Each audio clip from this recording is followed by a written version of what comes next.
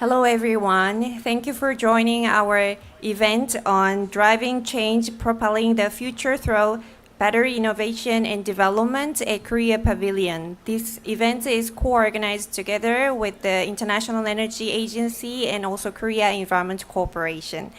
Welcome to this timely event to discuss about the battery innovation and technology. I'm Jin-sun Lim, Environment and Energy Policy Analyst at the International Energy Agency. I will be the moderator of this session.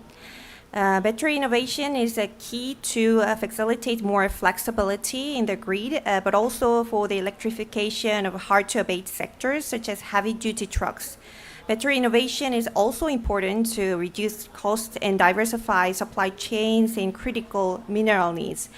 So both IEA and KECO have been working on many years for the development of battery technologies and looked at what governments further need to do to scale up their production. With those words, please allow me to introduce the first opening speaker from Korea Environment Corporation CEO, Dr. An Byung-oh. Please come to the floor. Thank you.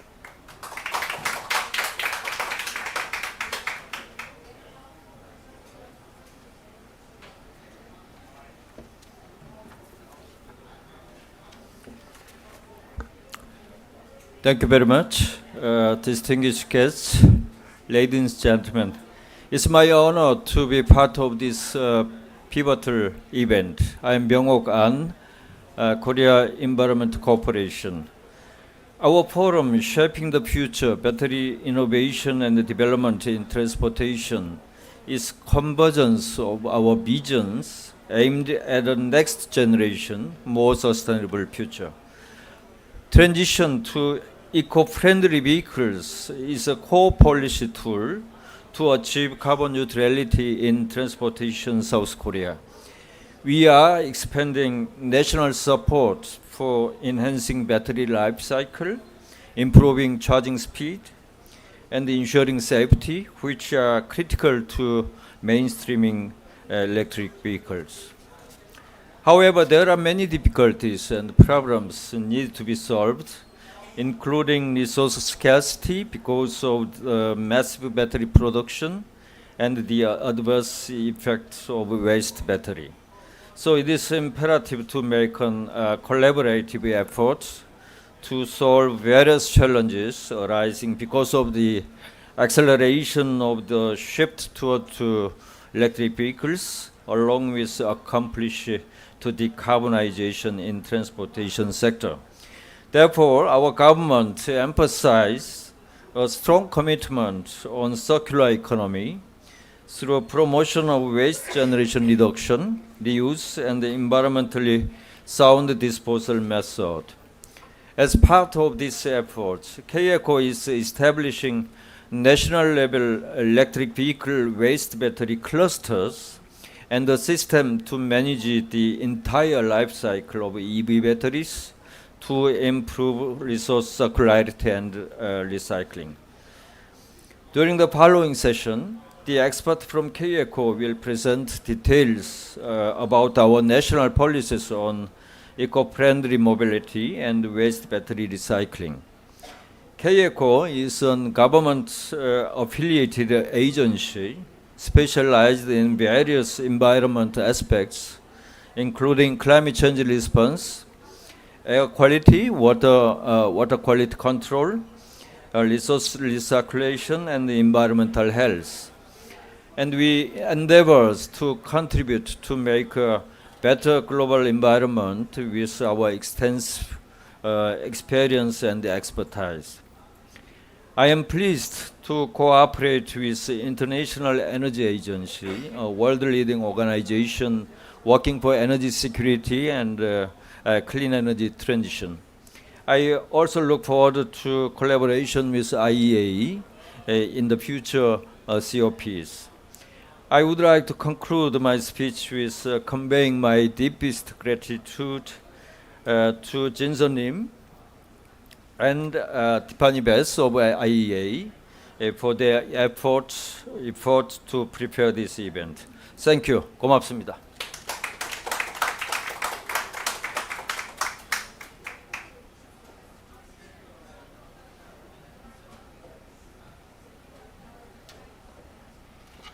Thank you very much, Dr. An, for your kind remarks. Actually, this is already our fourth time to co-organize this event on this topic at the Korea Pavilion, and we also sincerely appreciate all the Korean Pavilion supporting this event on very, very important topic.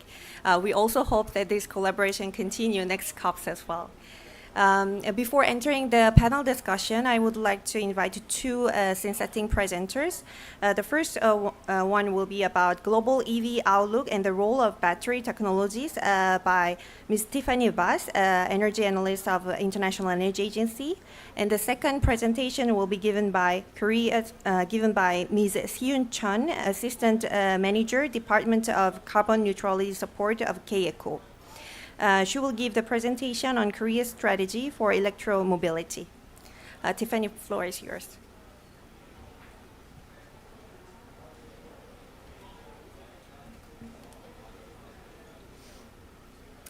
Well, thanks a lot, Jinsen, and thanks for me as well to the Korean Pavilion for this collaboration and holding this event with us today, and to all of you who have joined us as well for this event. And so today I'm going to be discussing some of the recent trends and the outlook for electric vehicles and their batteries. This is based on one of our annual publications at the IEA, which is the Global EV Outlook. And this publication tracks the market and policy developments related to EVs as part of our role coordinating the Clean Energy Ministerial's Electric Vehicle Initiative. And I just wanted to give a shout out to Elizabeth Conley, who actually leads this study, as well as those in her team for all their hard work on this study. And so the growth in electric vehicles has been truly impressive in recent years. Sales stood at 6 million in 2021, and in 2022 increased to over 10 million. Most of these sales have taken place in three leading markets: China, Europe, and the US. Now, 2023 is set to be another new record for EV sales.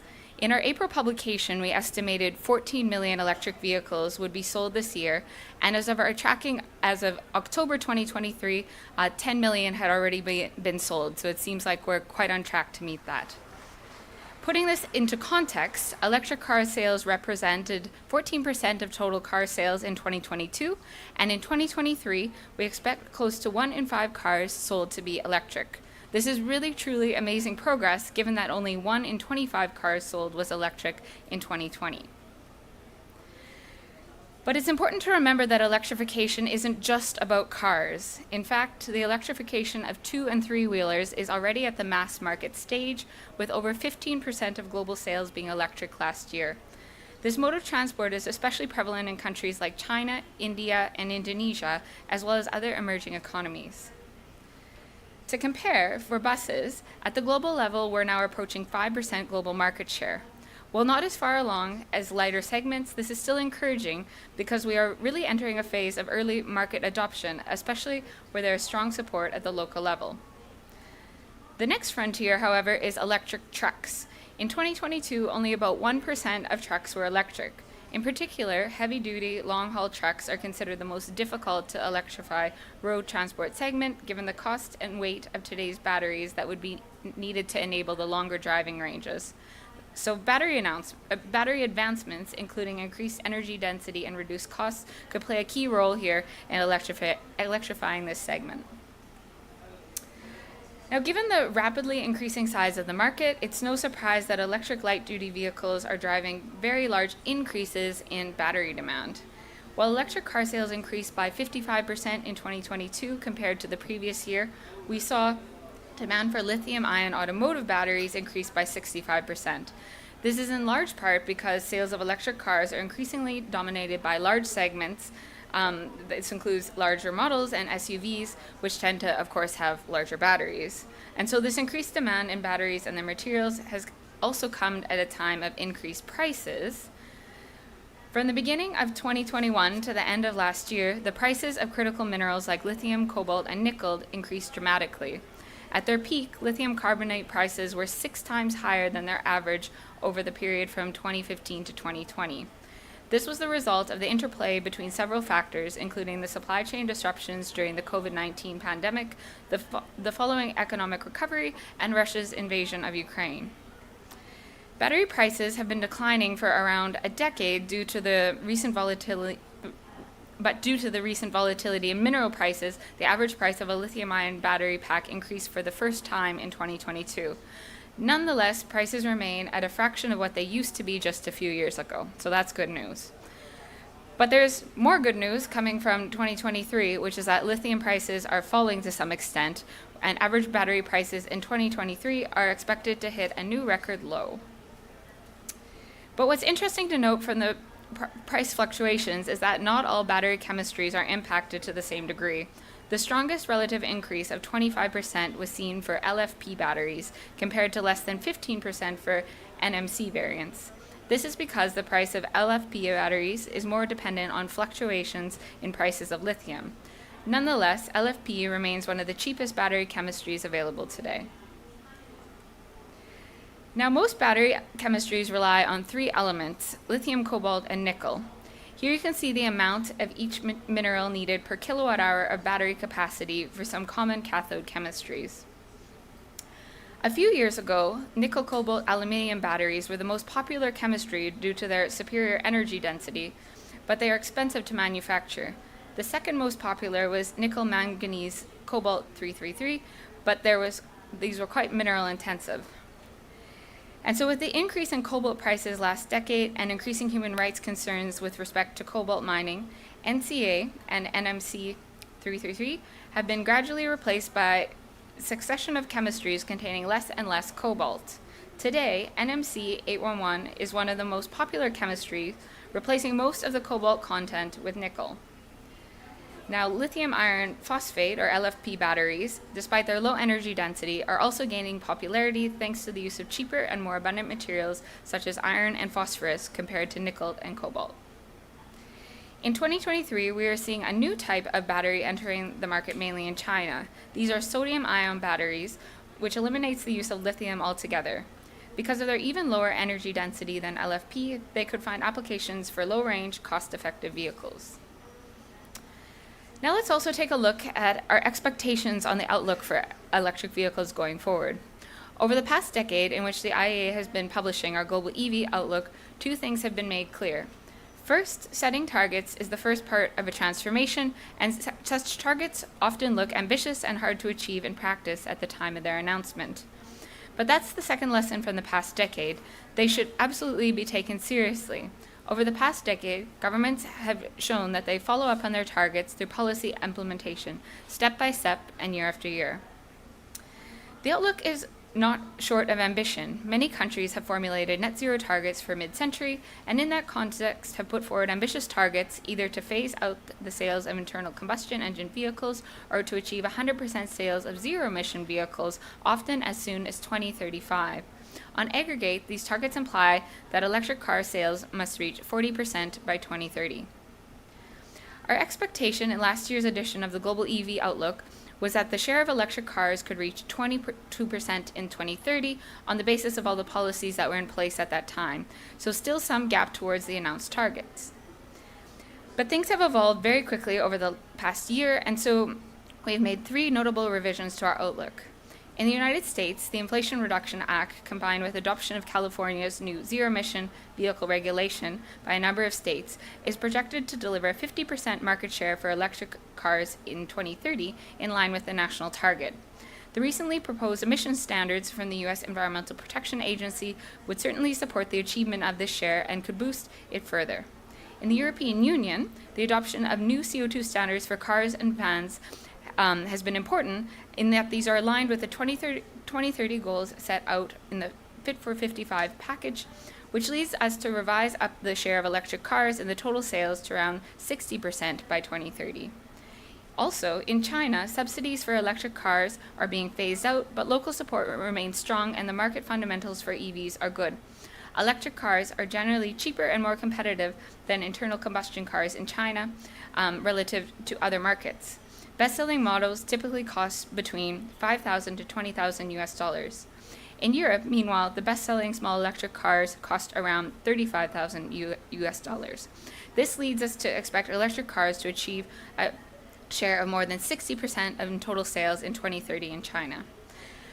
Now, as a result, in this year's outlook at the global level, we expect the share of electric cars to reach 35% in 2030 under existing policies, very close to what government targets would imply. Now, you'll recall I had mentioned before it was 22% in our previous outlook, so this has been quite a big increase in just 1 year. The implications of such a transformation of the passenger car market are far-ranging for the car industry and its associated supply chain, but also for oil markets. As mentioned earlier, passenger cars constitute roughly half of oil demand from road transport and have been a source of demand growth for decades. But electric vehicles are set to change that. We estimate that the amount of oil demand that is set to be avoided through the use of electric vehicles by 2030 is about 5.2 million barrels per day, predominantly through the use of electric cars. Now, there are many uncertainties in the outlook for electric cars, of course, as there always are, on the economic outlook, also on whether policy support gets sustained as market grows, on whether such mass markets can really be reached, on whether infrastructure will follow at the required place, and much more. But there is just as much, if not more, reason to be quite optimistic on the outlook for electric cars than what current policies and government targets actually suggest. And such reason for optimism comes from the developments in the industry. And so we've been tracking announcements from car manufacturers around the world over the past couple of years and what that might mean for the number of electric cars that could be sold in 2030. These targets have increased a lot in recent years, and they suggest now that electric cars could make up around 40 to 55% of total car sales by 2030. Getting close to the 65% that are required globally to be on track for our net zero by 2050 pathway, and certainly above the levels that are implied by current government ambitions. Many car makers are actually looking to massively, if not fully, electrify in the next 1 to 2 decades. And we can expect smaller and cheaper electric vehicles already by 2025, making them more affordable to consumers in the mass market. Of course, ambitions of the car industry are one thing, whether the entire electric supply chain can be built up in time is another. But here too, there's good news coming from the industry announcements. Looking at batteries, there were around 1.6 terawatt hours of manufacturing capacity in place globally. That's today. And with the expansion of announcements that have been made with the battery industry, this number could reach close to 7 terawatt hours in 2030, equivalent to what is required to align with the global share of EV sales of 65%. But battery supply chains are also dependent on the supply of various components. The good news is that announced manufacturing or production capacity of key battery components, cathodes, anodes, and electrolytes appears plenty sufficient to support the demand for batteries in the NZE. But what's worrying is the lack of geographical diversity in the supply chains. We've seen a lot of attention paid recently, especially by governments, to battery production, while the production of the battery components has gained less attention. On the basis of announced projects, this will translate into increasing geographical concentration of battery component production compared to today's levels. Explicitly, China's share of production will increase from more than 85% of current manufacturing capacity to more than 90% when considering announced capacity. This is in contrast with battery production, for which future diversification is foreseen. 80% of production is in China today, and 66% is expected by 2030. This is mainly thanks to significant investment in the other two key battery markets, being Europe and the United States. Another concern that these figures raise is related to the level of surplus capacity, almost entirely located in China. Cathode and electrolyte manufacturing capacity will be larger than battery manufacturing capacity by 70% and 50% respectively. Anode manufacturing capacity will be 4 times larger than battery manufacturing capacity. This raises questions about the financial prospects of these plants, especially in China, and could pose serious challenges to new actors seeking to enter these markets, particularly in the case of graphite anode production. Overall, more attention from governments is needed to foster diversification of battery component manufacturing. And so to conclude, I'd like to end with some recommendations for policymakers. The first is to continue adapting support for electric cars as markets mature. This could mean discontinuing purchase subsidies, as we've seen in some countries, but support should continue in another form, such as by supporting public charging infrastructure, which brings me to the second recommendation. which is to continue expanding EV charging infrastructure to enable further adoption of EVs, particularly within population segments that don't have access to home charging. In addition to chargers, investments will be needed for grid upgrades to support charging infrastructure. This will be particularly important for heavy-duty vehicle charging. And more generally, policymakers should employ mechanisms such as financial incentives or HD emission standards, like we've seen proposed by the EU to kickstart the electrification of the heavy-duty market. It's also important that EV adoption is promoted in emerging and developing economies. There are promising dynamics for 2- and 3-wheelers and buses in developing countries, but sales of electric vehicles overall have picked up only very slowly for cars. And finally, it's essential to deploy the EV supply chain, without which the EV transition will not be possible. While announcements on battery manufacturing capacity are promising, all stages of the supply chain should be considered. Investment should be made today to build out supply chain infrastructure, as well as to promote the development of innovative technologies, such as alternative battery chemistries, to ensure secure, resilient, and sustainable EV supply chains. So I'd like to thank you all for your attention, and I'm really looking forward to hearing from the panelists what you have to share on this topic as well.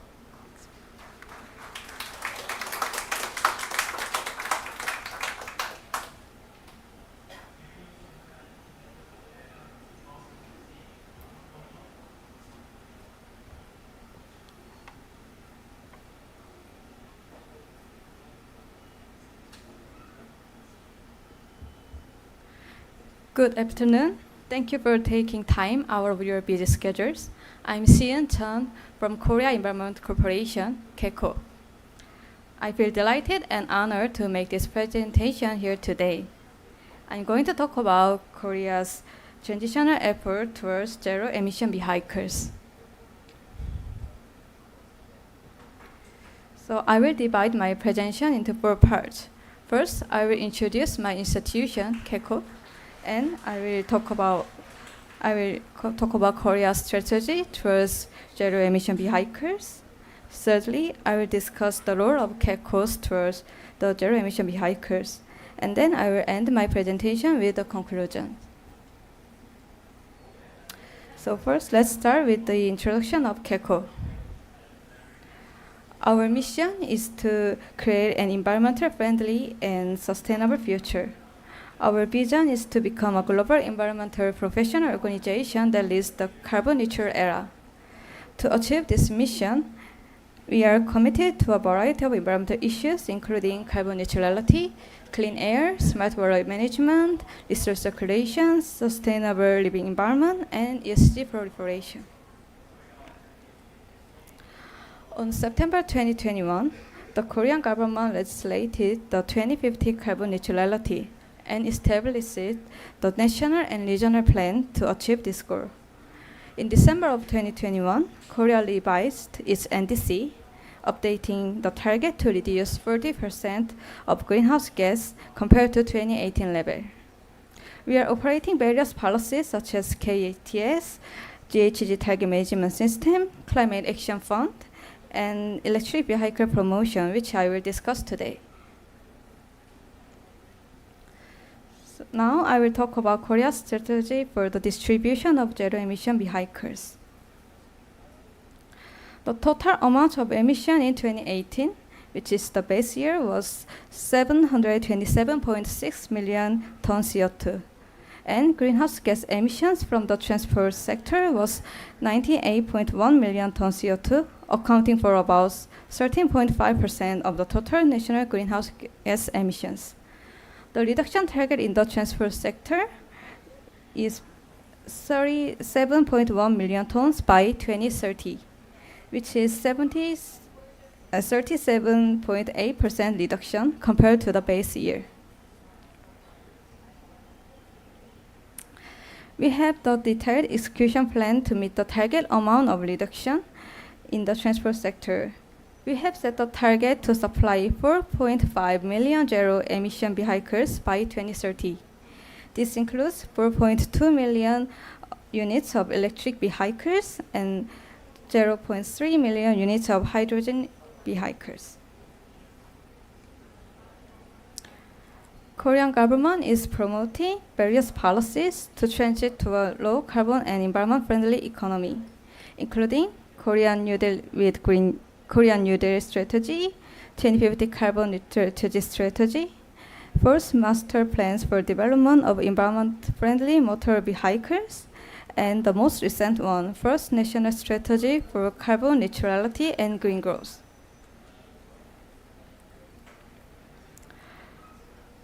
The main projects for the zero-emission vehicles can be divided into two parts: financial support and non-financial support. Financial support, such as subsidies, can reduce the price difference with combustion engine vehicles to secure competitiveness.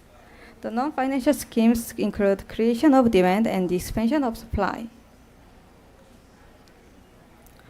Subsidies, the financial support, is provided for zero-emission vehicles and EV charging stations. Subsidies for zero-emission vehicles vary by region and vehicle types, and the scale of subsidies can be different according to the vehicle type. Also, the scale of subsidies for charging facilities are different depending on the type of charger, whether it's slow or fast charger. This financial support drives the transition to zero-emission vehicles. The non-financial scheme induces the expansion of supply and demand for zero-emission vehicles. Under the zero-emission vehicle regulation, vehicle manufacturers are set to meet a minimum sales target of zero-emission vehicle. The target sales were 10% in 2021 and had grown to 12% in 2022. Public organizations is required to purchase all vehicles as zero-emission vehicles from 2023. Large-scale vehicle purchasers like car rental businesses are also included in the mandatory purchase of zero-emission vehicles from 2022. As a result of these policies, the supply of zero-emission vehicles is gradually increasing. In 2021, the cumulative number of supply was over 250,000. The supply of zero-emission vehicles is increasing up to 64.4% per year. Now I will discuss the rules of KECO on distributing zero-emission vehicles. We are making efforts to expand the installation of charging facilities to provide a more convenient charging environment for users. KECO is taking 3 rules regarding it. First, we install public fast EV chargers. Second, we provide subsidies for slow EV chargers. Third, we operate zero-emission vehicle information system. So first, we install public fast chargers. Until 2021, about 6,300 chargers have been installed by KECO, and it accounts for 42% of total fast chargers in Korea. Here you can see the slope of public fast chargers is increasing. Second, we support the installation of slow EV charger. When installing a slow EV charger, KECO select a service provider and provide subsidy after on-site inspections. In 2022, 37,000 vehicles was subsidized, and it is about 3.6 times higher than in 2021. We also perform technical review when installing a hydrogen charging station, such as site selection. Third, we operate information system. The system provides real-time information on electric vehicle stations and the location of hydrogen and electric charging stations. And the data is available to both public and private sectors. The real-time information collected in the system is transmitted to the government public data portal. Private sector can use this data from the portal, therefore they can provide charging information to users through navigation apps. This picture shows the map of electric vehicle charging stations in Seoul. Using real-time information, you can check various information such as the location of facilities, type of charger, and even the current status of chargers. We also take care of battery circulation after its use. Global battery market expected to expand to 406 billion US dollar by 2050. Used batteries have to be repurposed and reused as could be repurposed and reused as energy storage system and small e-mobility, and it can also be recycled after disassembled as new batteries.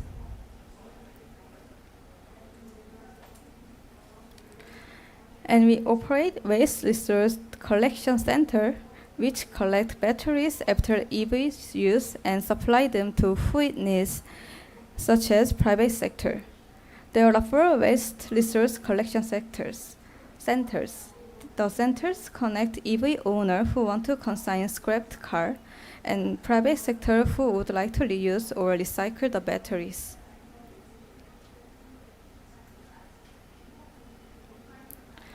Along the same line, we create a cluster for battery circulation, which focus on used batteries from EVs to be used in green industries.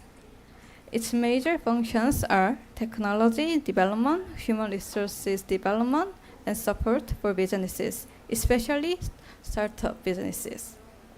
The total project cost is 48.9 billion US dollar.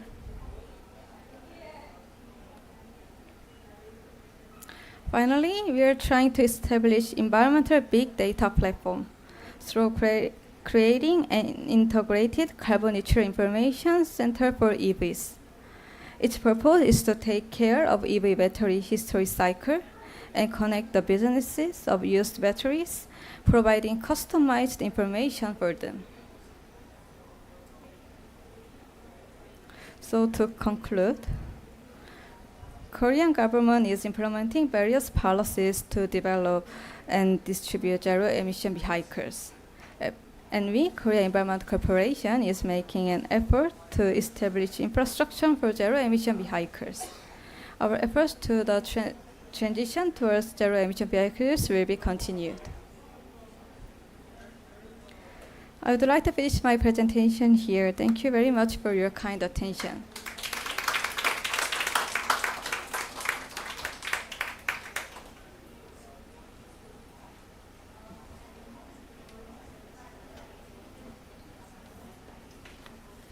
Thank you very much for the 2 presenters.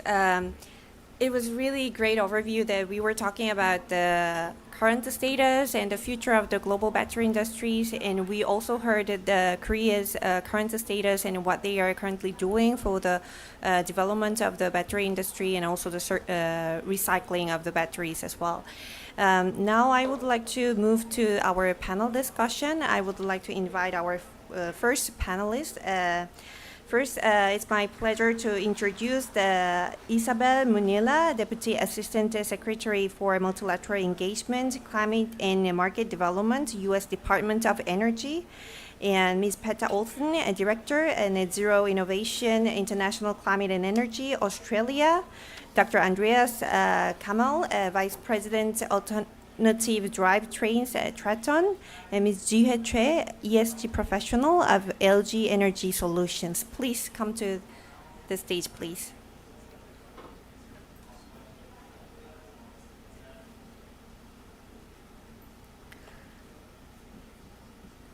Thank you. Thank you very much for joining this session. We have a really great composition of our panels today.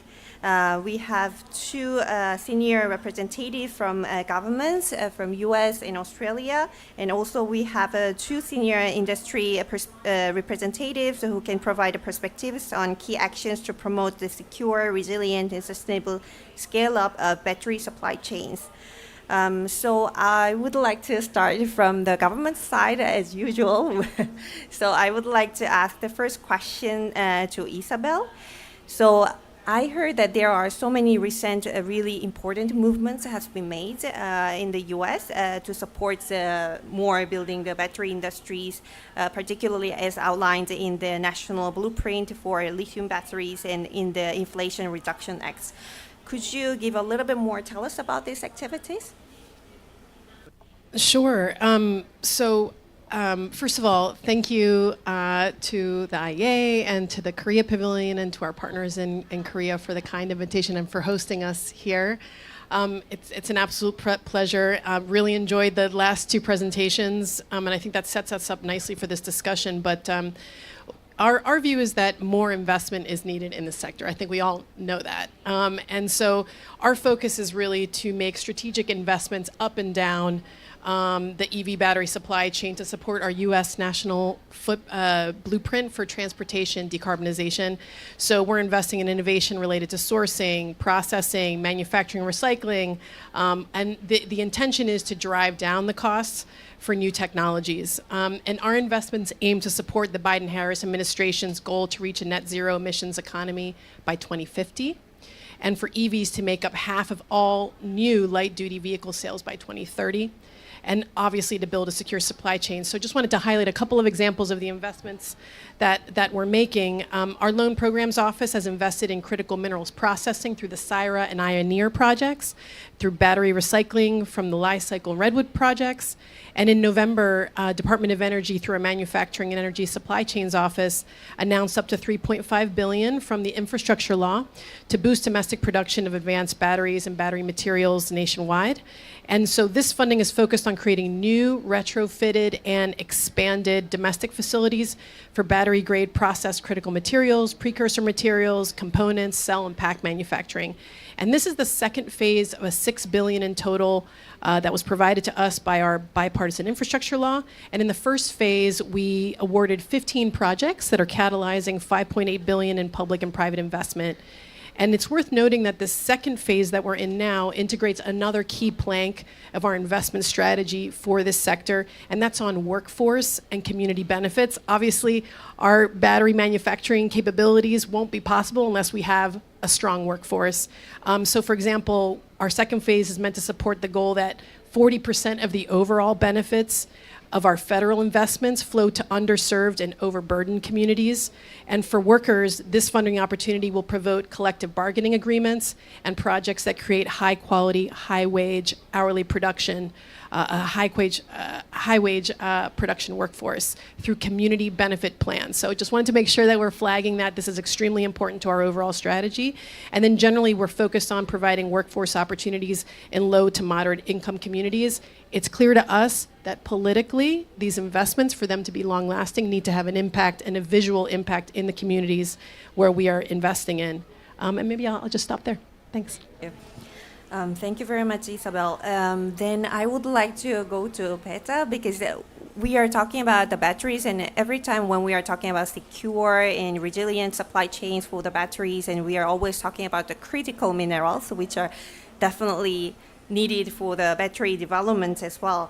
So Australia is currently the first lithium producer in the world, accounting for almost half of 2022 production. So would you be able to give us a high-level introduction to Australia's critical mineral strategy?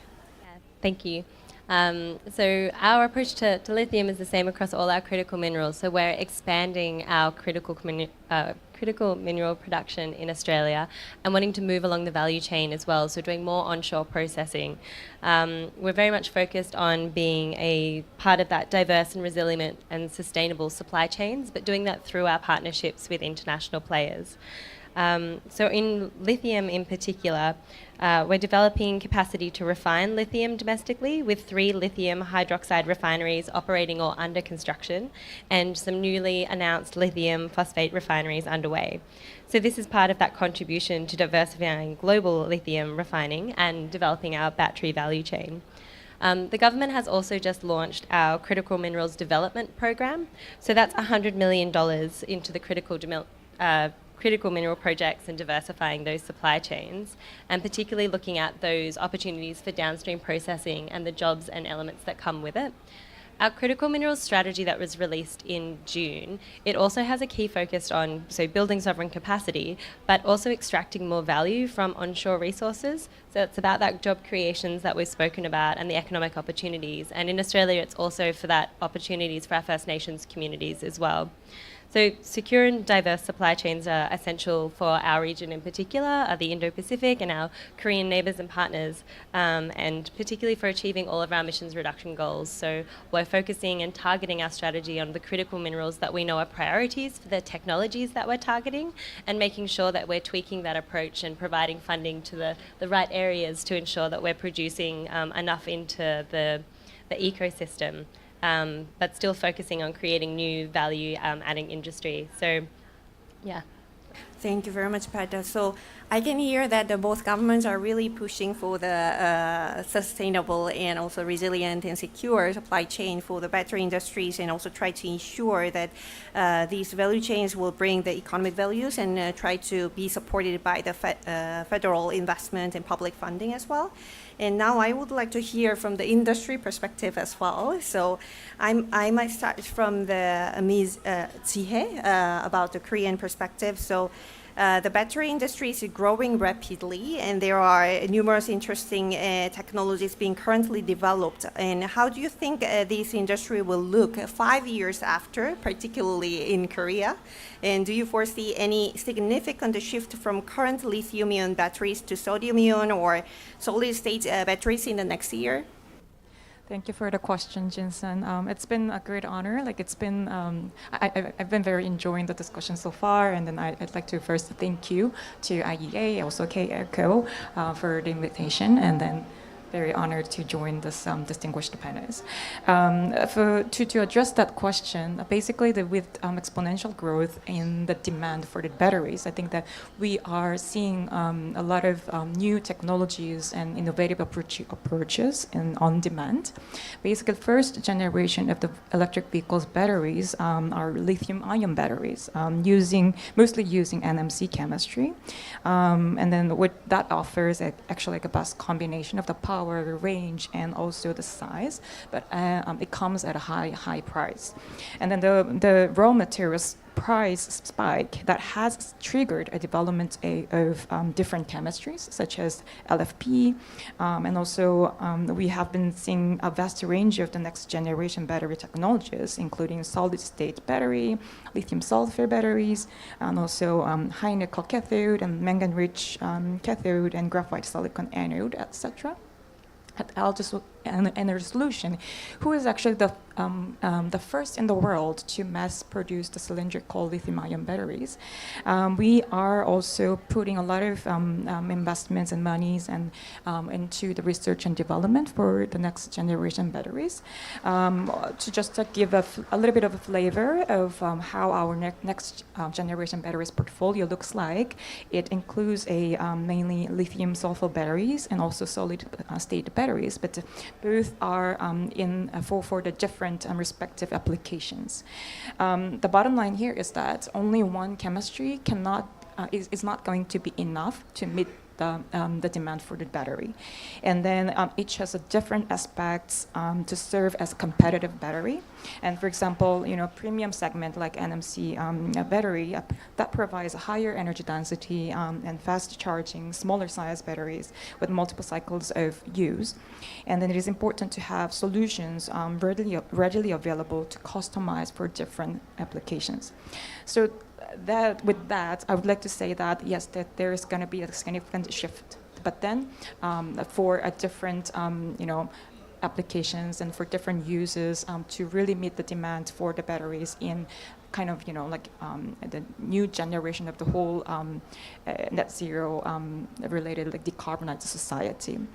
And then what I also want to highlight is that what is essential for battery manufacturers like LG Energy Solution is actually that new generation batteries and also technologies can open up a new opportunity to consider the environmental footprint and also social footprint as we design the batteries and as we construct the line, these things, and for mass productions, etc.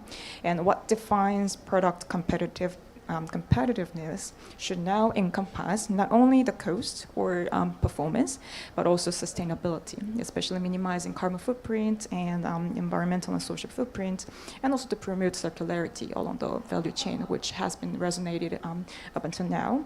And then I think the business models should consider building the better ecosystem in a sustainable manner. So I would like to stop here. Thank you very much.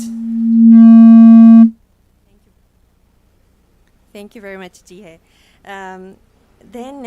I think the R&D topic and social footprint and environmental impacts, those kind of issues, I think we will talk later as well.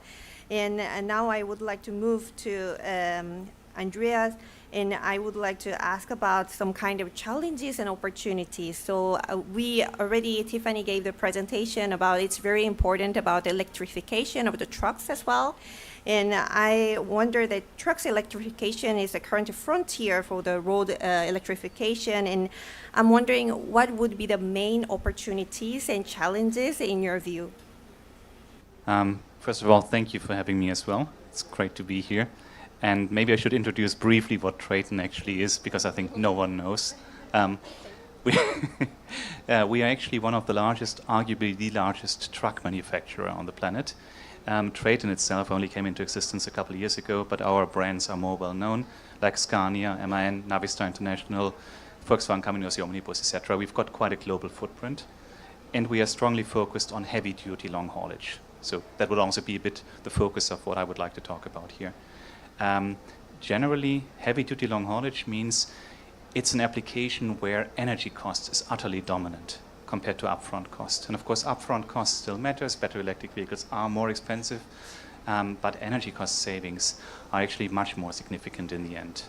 So a typical global average for a truck would be that a truck costs around 100,000 or so in whatever currency, let's call it dollars for the time being, outright to buy.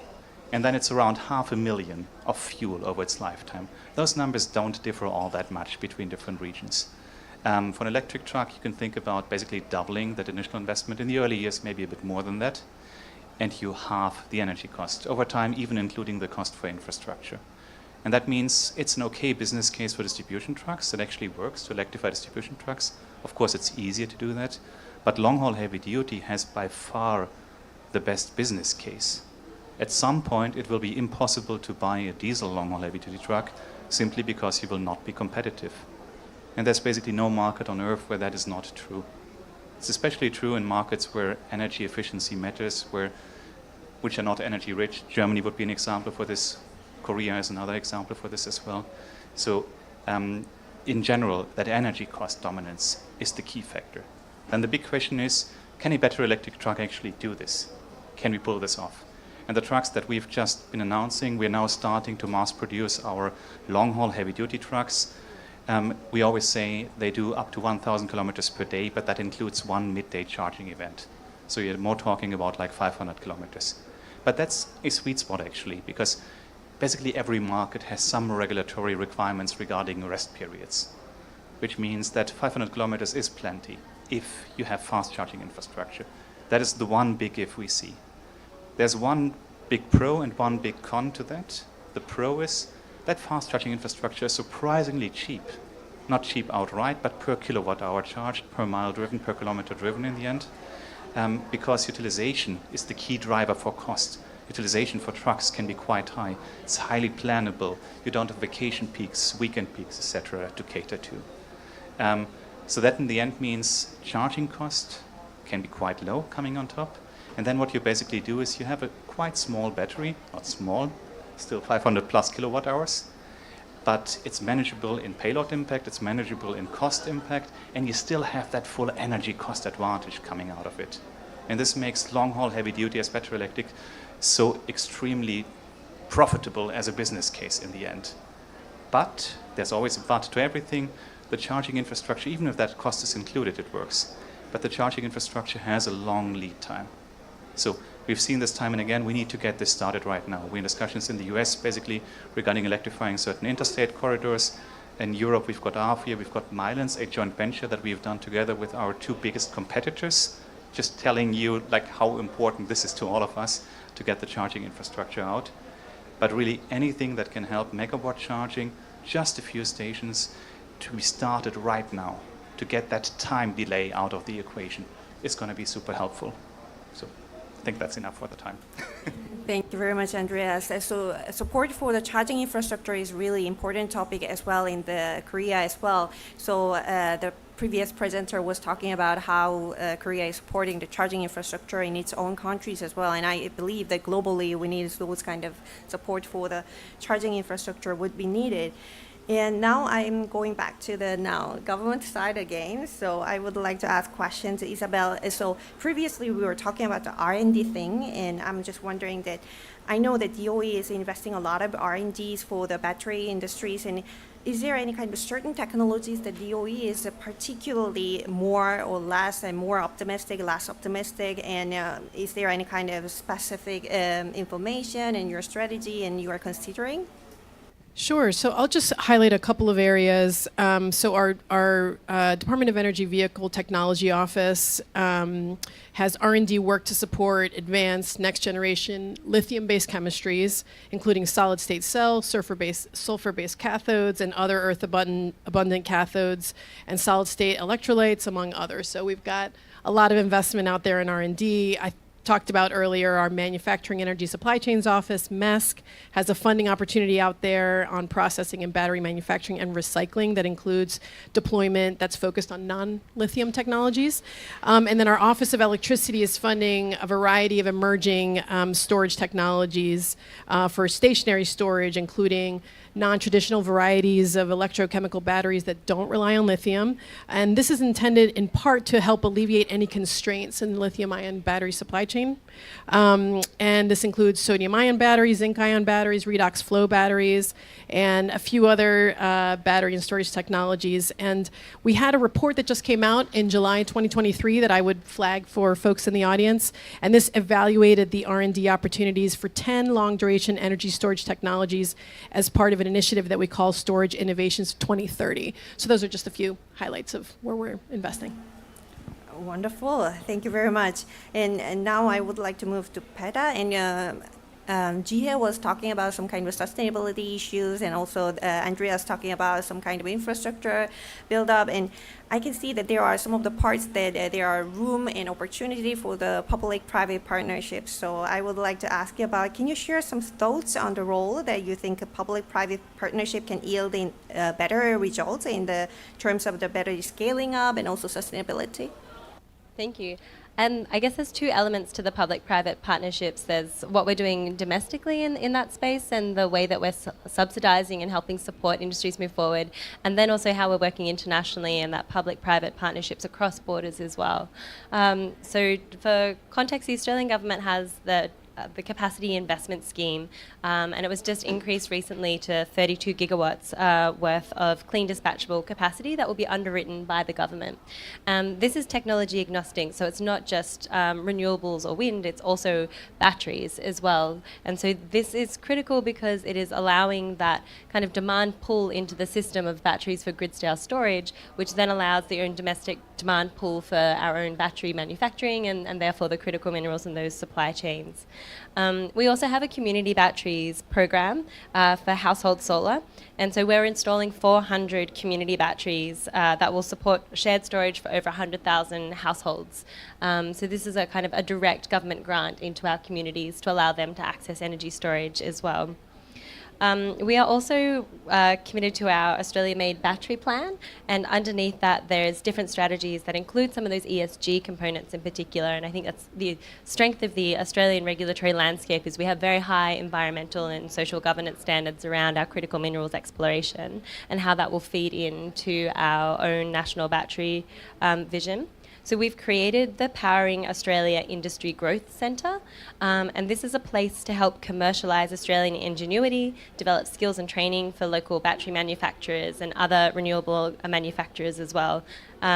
together with the money that we've committed under the National Reconstruction Fund, which is a $15 billion fund, with $3 billion of that will go towards manufacturing new clean industries, particularly focused on renewables and batteries as well. So the public-private partnerships are a mix of that underwriting of investment, community grants, directly supporting the industry itself to blossom. And then also we are working with our partners, and we have an Australia-Korea Clean Energy Technology Partnership, and working out how we can work together across borders as well on enabling that transfer of knowledge and skills and technologies. Thank you very much for sharing this. Then I would like to listen to that. What's the future view from the industry side? And I will go back to Andreas. And Andreas, could you let me know that your expectations? So already Isabel introduced some of the battery technologies that she is considering, and I'm wondering that do you expect electric trucks would require different type of battery chemistries, technologies compared to today's ones? That's an interesting one and a bit of an open-ended one. Definitely, I can repeat a lot of the points that you've already been mentioning. I would agree to all of them. There are currently two main technologies that are under consideration for trucks, LFP and NMC style. LFP having the advantage of being arguably safer, definitely cheaper, longer life cycles as well. NMC, however, has the higher energy density. That means range per payload is better on NMC, at least for the time being. And that means most of the high-end premium long-distance applications go towards NMC, especially, again, long haulage, where you can afford to do this because you save so much on the energy cost side. Where you can afford to go with smaller battery sizes, where the payload impact is not as pronounced, LFP usually makes for a better business case right now. This is talking today. Now the question is, how will this develop over time? Sodium batteries could help, actually not directly in many cases. Many cases, even at high energy densities, that's not going to be enough for many trucking applications, except for drayage, short distance, etc. Use cases. But to the point that has been raised a couple of times, they could reduce the pressure on everyone else. For example, sodium could be a great technology for storage applications. And then, of course, there's more lithium for the mobility applications being left, reducing upward price pressure. Solid state is an interesting one. It's a bit of a future technology. It's a bit like fusion or hydrogen to some extent there, but it's happening. We see this in our labs. We have a couple of projects going on. It's not coming along as fast as you would like to see it coming along, but it is coming along. It may not also in the first years solve every challenge at the same time. It may start up being pricier. It will definitely be quite safe. It will over time also be more energy dense, etc. But it takes some time until we would reach that long-term stage of all solid state, where it's basically better in every regard. At some point, it should also be less costly, mostly because the energy density is higher. That means with the same amount of material, you can get more out of it. So solid state is kind of the end point, our hope for the 2030s more, but I don't see it as the main technology for the 2020s. That will be, in my opinion, a split between NMC and LFP. And to be frank, it's good enough. We are at a point where the batteries are not limiting anymore. Even talking long distance US applications where it's really high speeds, long range requirements, etc., the batteries are good enough today. We welcome everything that gets better, that is improved, and we do our part on the vehicle side, bringing up efficiencies, etc. But the batteries are already there. Now it's more about bringing the price down and ensuring that truck-specific parameters are being optimized, like cycle life. Thank you very much, Andreas. So I think we don't know what exactly which technology would be really ruling in 2020, or maybe there could be some kind of different point of view, but I think we have a little bit more positive, optimistic views about the battery technology will improve and will reach the target that we are aiming for, the net zero and clean energy transitions. But I think there are some kind of remaining concerns about the environmental and social impacts assessment about the battery productions and also the recycling part as well. So that's the part that K-Eco mentioned in how they are supporting this kind of ESG standard as well.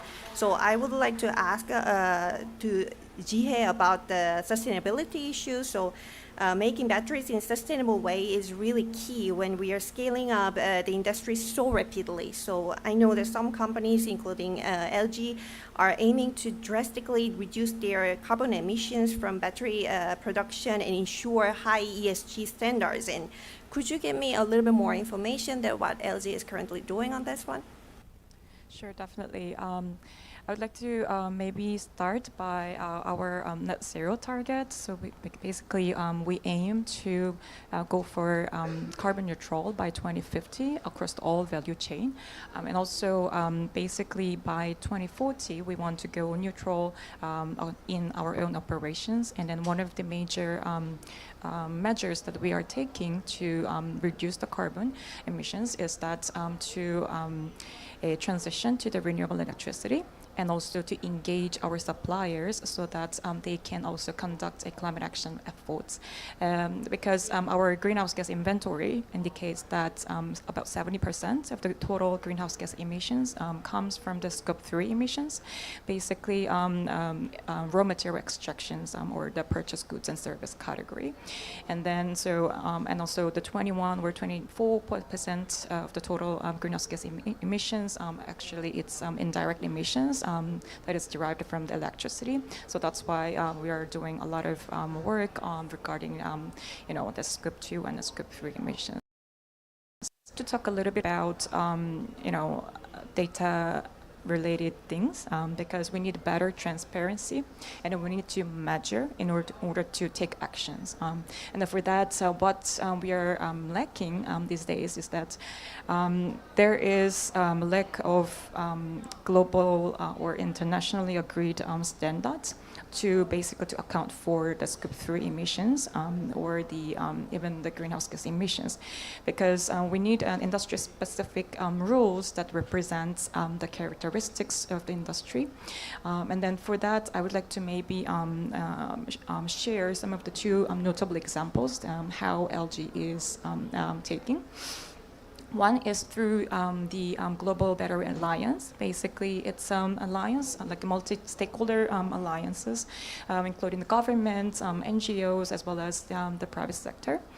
One of the highlights of these activities through GBA is that we have been developing a greenhouse gas rule books just to basically account for the product, battery product specific rules. Actually, today, I think we've launched the second version of the greenhouse gas rule book as we are coinciding with the Transport Day here at COP28. What had happened is that we have been engaging with a global stakeholder, like global consultation, so that we can reflect the whole battery value chain perspectives, as well as to engage the NGOs so that we can have a complexity, we can reflect the complexity of the whole environmental and social related issues, right? And then another efforts that we have been making is actually done with collective efforts with Korean battery producers. Basically, we wanted to have a Scope 3 emissions rule books that is reflecting the battery industry. So what had happened is that we basically consulted each other, reviewed the categories out of the greenhouse gas protocols, categories for the Scope 3 emissions, and then we identified what are the key relevant business activities, and then what are the ways to best collect the activity data, because currently there are not much primary data available, especially when you engage with your suppliers. There are simply no data available, or there is no consistent methodology to really account for it.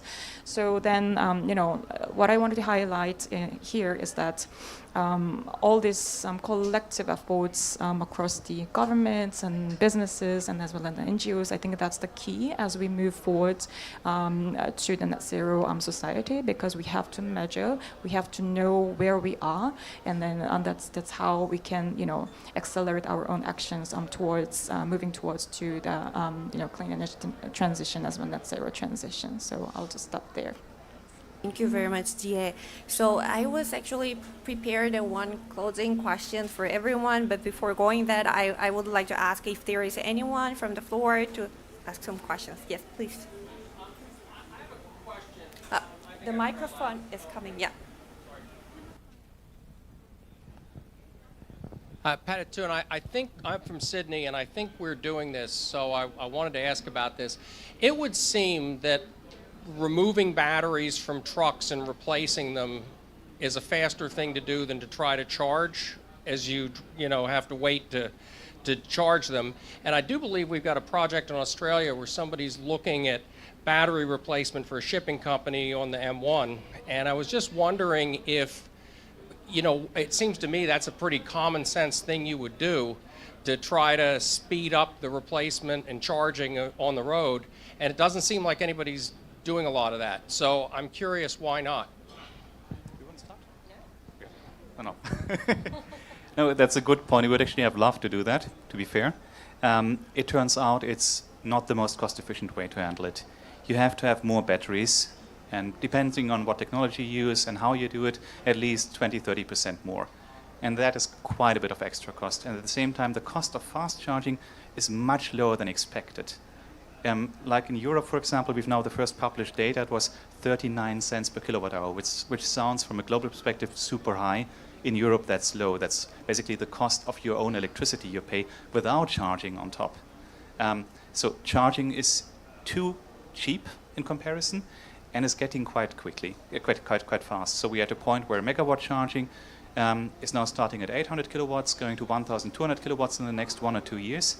So we're at a point where we can refuel basically every truck in like 20-30 minutes without too much of an impact on the battery. The battery is still rated at 1.5 million kilometers or 1 million miles. And then the gap is too small in the end. Otherwise, it would have been, would have made sense. Thank you very much, Andreas. And is there any other questions from the floor? Okay, then maybe I will ask the last question. So for everyone, just a short answer, please. And I would like to ask that what kind of international collaboration could help to build and accelerate the transition for the battery industries? Because I'm asking this question because we will shift the panel, and our next panel will be talking about the international organization, international initiatives, efforts to make it international collaboration happening. So if you can give your thoughts in just 1 minute. Ooh. I don't think I can give my thoughts in 1 minute. I think just a couple of things we wanted to highlight is the international cooperation is key. This is a global marketplace. As the Department of Energy, USG, we are putting a lot of money into this marketplace, and part of the reason for that is because we believe in it and we're making a bet. And so, but there's a number of platforms that we engage with Australia on, with Korea, where we're working together to address many of the issues that we talked about here, ESG issues, market transparency issues. So I just wanted to highlight just a few of those for the audience. Platforms you should be tracking. So one is the Conference on Critical Minerals and Materials, which Australia hosted a few weeks ago, and that's Australia and the G7. It's looking at technical and policy challenges in critical material research, R&D. There's a G7's expert group on critical minerals. It has a 5-point action plan on critical minerals that will be guiding G7 work over the coming years. We have the IEA Critical Minerals Working Party that we work on with Australia and other partners. We have the Clean Energy Ministerial's Battery Storage Initiative just launched with Australia, Canada, European Commission, and that's looking at boosting stationary battery storage development and deployment, and a whole host of other platforms. But I also wanted to flag on the bilateral side, absolutely critical, our bilateral partnership with Australia, our compact on critical minerals. We also have clean energy work, but also with Korea. Our Loan Programs Office recently signed an MOU with Moti's Korea Trade Insurance Corporation with K-Shore, and that's intended to enhance and expand our robust relationship and some loans that we hope to work on together. But that's just a couple of highlights, but lots of opportunity for international collaboration. So glad that the next panel will get into that. Thanks. Thank you very much, Isabel. Peta? I don't have anything to add because Isabella covered everything. But yeah, just to reiterate, it's the work through the IEA, it's with the SEM, it's bilateral, and we have to to do everything if we want to make this work. First of all, The same I would second as well, or third by now. But there's also one point I would like to add, and that is perception. Perception on that this is happening, perception on what industries are electrifying, perception that actually a lot of industries are electrifying, many more than people assumed that would. Basically everything that can be electrified will be electrified because there's going to be a business case over time. So there's going to be demand for different types of batteries. So any kind of R&D support can be helpful. For example, sodium could help relieve some of the pressure. I mean, we've seen lithium prices drop after having reached sky-high levels last year. But they will, in my opinion, come back up again because, for example, trucks are underestimated right now. There are still people out there saying, like, you cannot put a battery into a long-haul truck, for example. And when we add all of these up, that perception that this is real, that this is happening, that it's important to really scale up as fast as we can because this is a near exponential curve in the end. That would be my point to add. Well, I don't think there is any more comments that I can make out of all this, beautifully, well said comments. But maybe just to highlight one fact is that, building on your comment on the perception, I think there should be also awareness and sharing of where we are in terms of the challenges and also the constraints, because there are handful of experiences, but there are also other challenges that a lot of industries or private sectors also, but also the regulators also faces. I think we should come together and then openly discuss those challenges so that we can have a better, ways to join forces together. And also, I think there is a great signals that are coming from the governments because with all this, industrial related acts, but also with the ESG related regulations, I think that this all bring together a good signals to the markets and how the companies should work on the building the sustainable battery ecosystem. The clean tech as well as the battery industry, it has been receiving a lot of attention, but this is the time and a great opportunity for us to also work together to build the sustainable battery ecosystem. So I think I'll just want to highlight that again. Thanks. Thank you very much. Please give a big hands to our panelists. It was a very great discussion. Thank you so much for joining this discussion. Now I would like to invite our second panel. It will be a short panel from the international organizations and initiatives. So I would like to invite Ms. Olivia Westendorf, Advisor, Sustainable Transport and Global Affairs, International Transport Forum, and Mr. Sarboji Paul, Manager of Partnerships, Clean Energy Ministerial Secretariat.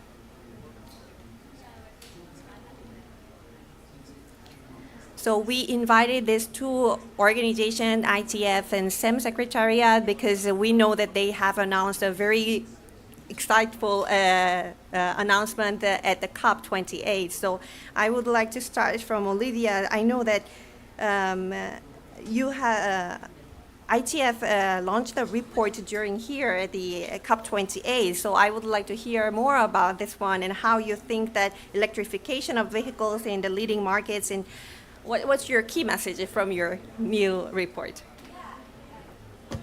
Just remembered I need a microphone. So we launched this report yesterday. It's called New But Used, the Electric Vehicle Transition in the Global Second-Hand Car Trade. So the report essentially forecasts what the impact of electrification in leading markets, so in Europe, Korea, Japan, China, North America, will mean for export of used vehicles to Africa and other markets. Because we know that the majority of vehicle fleet on the road in these markets come from second-hand exports. So we were interested to think about and model what the impact might be of the shift of electrification. So that's the report, and I've also got some policy brieflets for anyone afterwards. I'd be happy to give them out. So then specifically what this means in terms of, would you like me to go on, or are we, okay. It's specifically what this means in terms of minerals. As we know, electric vehicles, as we've just discussed, electric vehicles have all of these battery minerals within them, and we anticipate that there will probably be a reduction in exports of used vehicles in the longer term. In the short term, we actually think there's going to be an increase because as many of these markets accelerate their transition to electrification, more second-hand internal combustion engine vehicles will start to be exported. And that's exactly actually what we saw with Norway. Obviously, Norway is very advanced on their transition towards electric vehicles.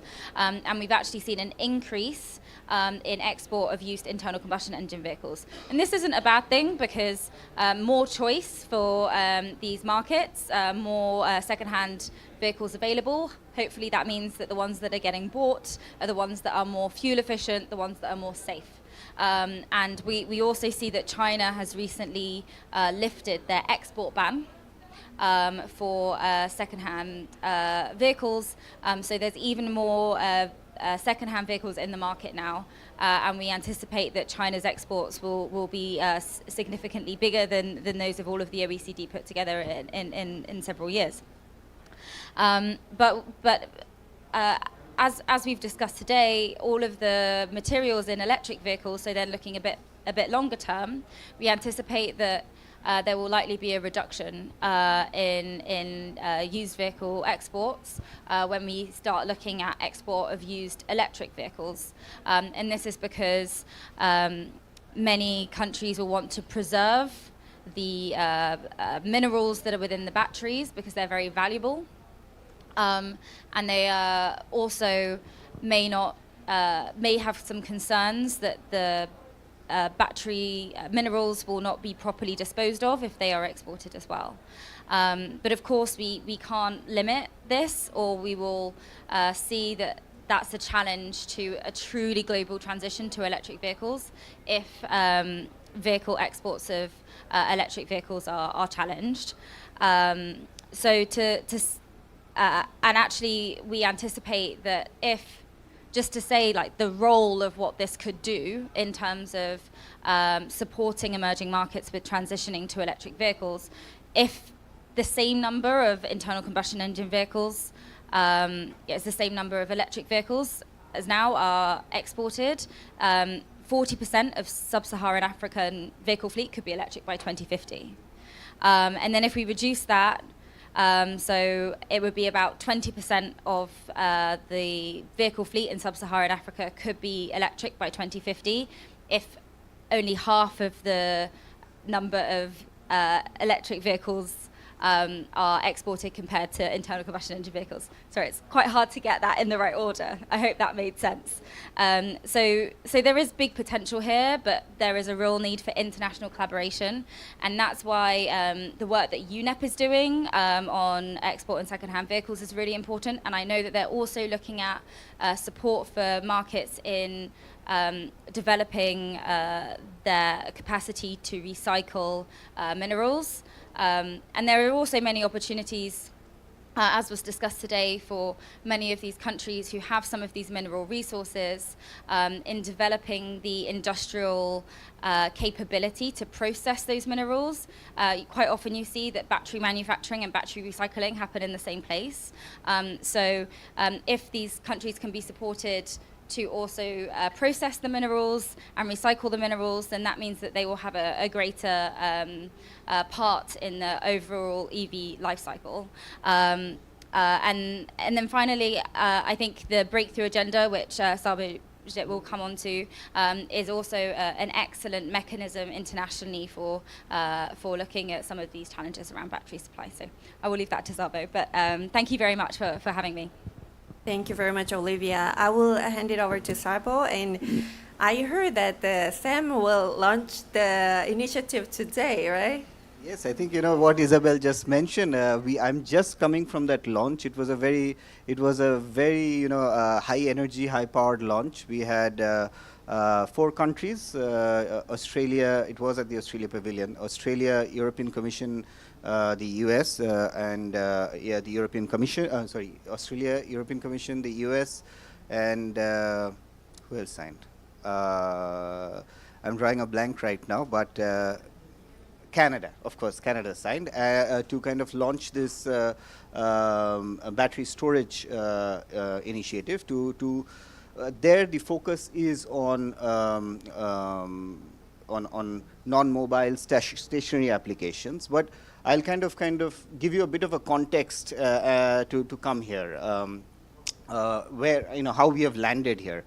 The storage conversation, we are getting into the storage conversation for stationary applications now, but actually the battery storage conversation has been quite a live conversation for the last 12, 13 years, particularly because of the mobility discourse. I personally have been involved in the kind of international context, what you were mentioning, Jinsun, for the last 7, 8 years on developing coalitions through the Clean Energy Ministerial's work on electric mobility. We have a global initiative called the Electric Vehicle Initiative, which also the IEA helps it coordinate. And we have seen, through this last decade and a half almost now, the conversation, moving from a conversation of electric vehicle deployment to a conversation about charging infrastructure deployment to a conversation about enabling factors to kind of ramp up the deployment of both charging infrastructure and the vehicles themselves. Then gradually a conversation about integration into a variable energy system. Then gradually a conversation about supply chains and trade. Then into this conversation we have got into in the last few years on the criticality of the minerals that we are using. And then, of course, the circularity conversation, which you just mentioned and you have touched upon.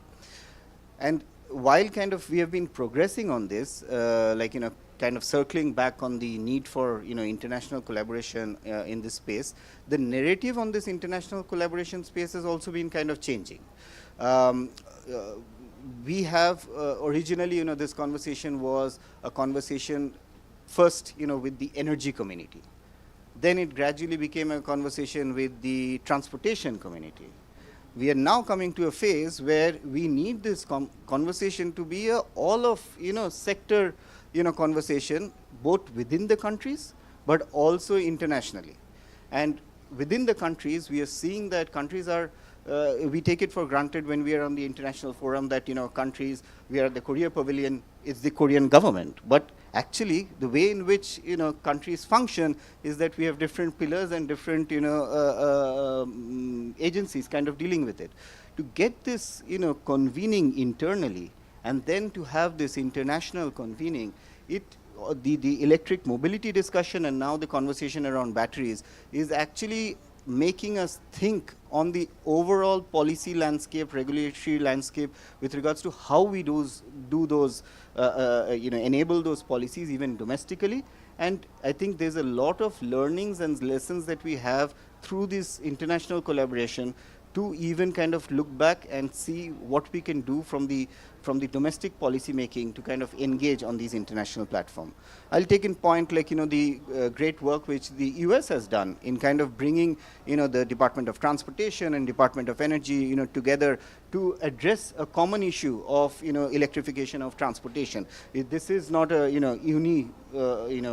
ministry conversation. So on the international stage as well, to help facilitate that conversation from across different ministries and sectors, we are now seeing that this evolution in the transportation sector, and now gradually due to the clean energy transition that we are seeing pan sector, we are seeing that we need to kind of start on the international stage to kind of get into this aspect of the conversation, even for topics such as battery storage, which traditionally was a unipillar conversation.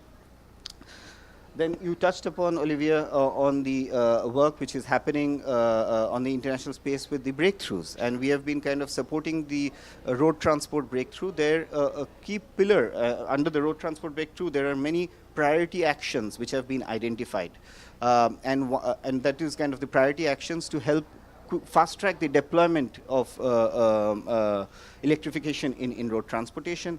A key pillar which has been identified for 2023 and 2024, which still remains a bottleneck, is the one on battery storage and battery applications for mobility. as well as the point that Olivia touched upon, which is the supply chains, which colleagues at UNEP have been pushing forward. And on both these, I think we are now seeing a lot of countries getting kind of drawn into to kind of drive. But what I mentioned upfront as the challenge, that also is something that we are seeing, that this domestic navigation to enable the international conversation is something that we are seeing that countries are trying to kind of address. But I am just highlighting that as a potential bottleneck that we will also need to address as we get into the international discourse. Thank you very much for your insights. And I'm just wondering, is there any questions from the audience?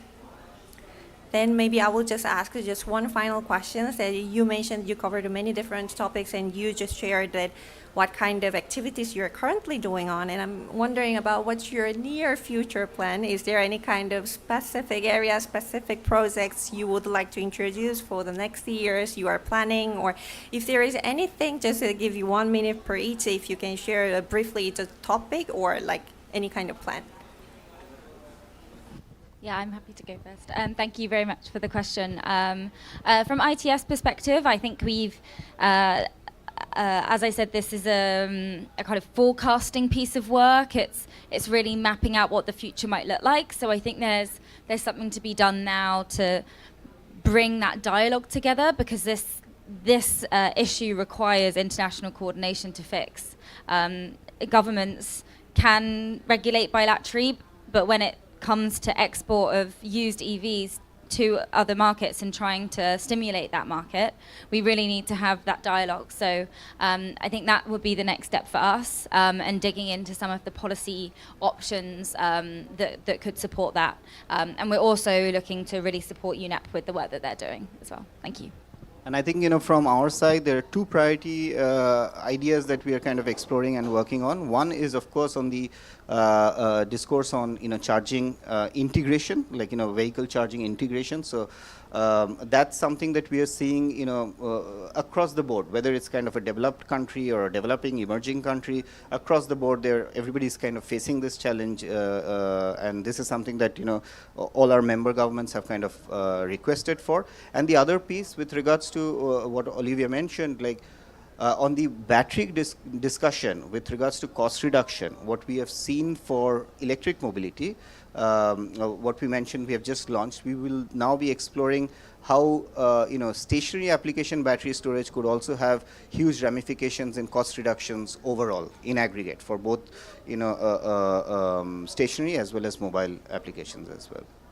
Great, thank you very much. Please give a big hand to the two panelists as well. And thank you very much for joining this event, and thank you very much again for the KECO for the co-organizing this event, and also Korea Pavilion for hosting this event. Thank you very much for joining.